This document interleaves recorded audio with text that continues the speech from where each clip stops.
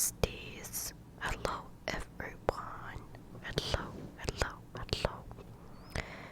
I hope you're all doing well because it's time for another bear bedtime story. If you are new here, bear bedtime stories are basically bedtime stories, bear themed, that I read to you every Wednesday. And they are all fictional, meant for entertainment. I get them off the internet. They are not written by me, and they are made up of only 3 chapters. They are very short stories, so if you have a short attention span, I think you can manage, hopefully. So, I'm really liking the horror vibes we were going for. So, tonight's story is also horror. Now, don't worry, it's not serious horror. It's not that scary, really. But it's basically in not our typical wholesome vibes. Okay. Okay, let's start with tonight's story. The Bear of the Ticking Clock. Chapter 1. The Glass Dome.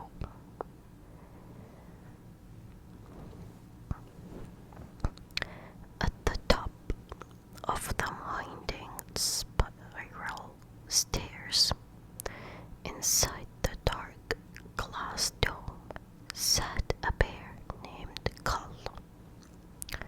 Gull was made of thick, faded canvas, stained dark by decades of sea fog and engine oil.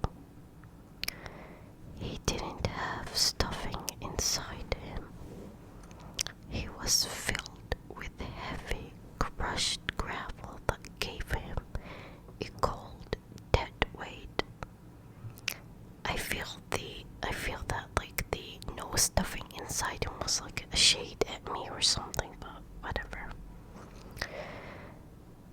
Gull sat on an old iron stool, staring out through the salt-crusted glass in the pitch-black sea.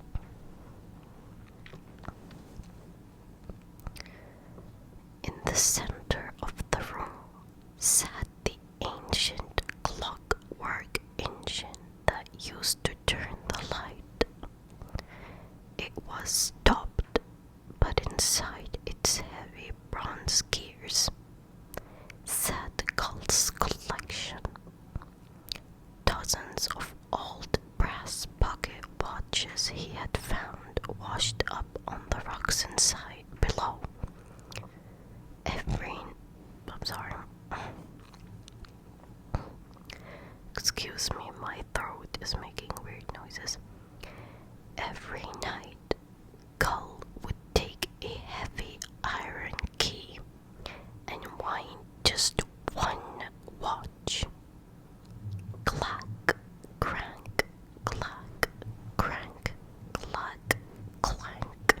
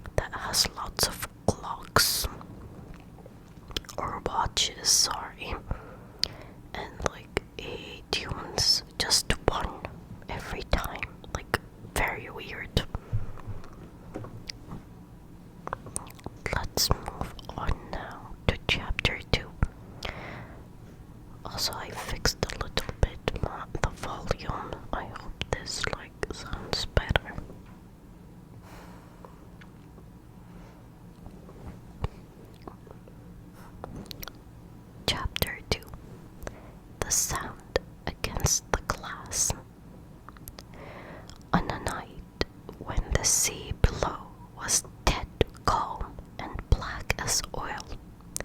Something soft bumped against the outside of the lighthouse glass. Thump, thump. It wasn't a bird. Pressed against the salt-stained pane was a long, pale face made of thick sea foam with two empty dark holes for eyes. It didn't have arms, just long, wet tendrils of kelp that scraped lazily against the glass. Screech, slide, screech, slide.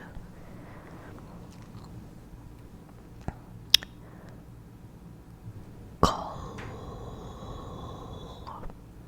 A wet, gurgling voice leaked through the cracks in the iron window frame. It is so cold in the water. Turn the big light on.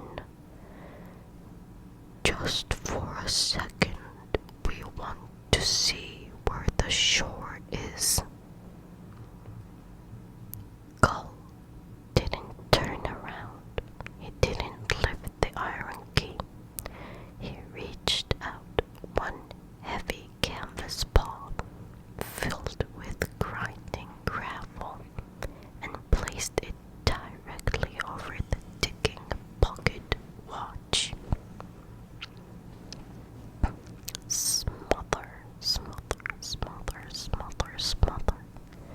The ticking stopped instantly. The room plunged into a silence so absolute and heavy that even the sound of the ocean below seemed to die away. In the pitch black, without the sound of the tick to guide it, the foam face lost its shape. It dissolved, sliding down the outside glass with a wet slurp, slurp, slurp, before splashing silently back into the sea far below. And that is the end of chapter 2. Let's move now to chapter 3. I'm sorry if I sound a bit stuffed. Ever since the flu I had like 3 or 4 weeks ago, I can't even remember.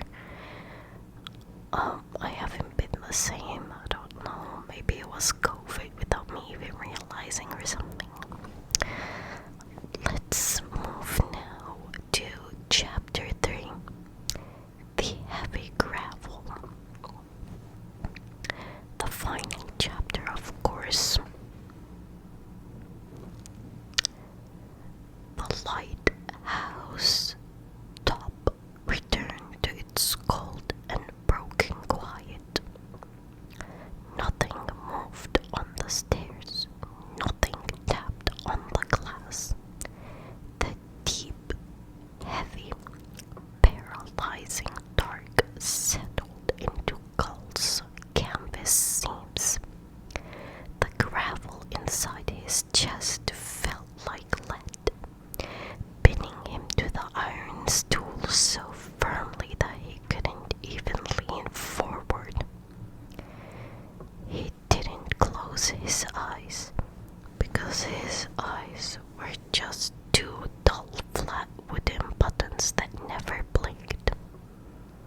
But the world inside his head went completely black.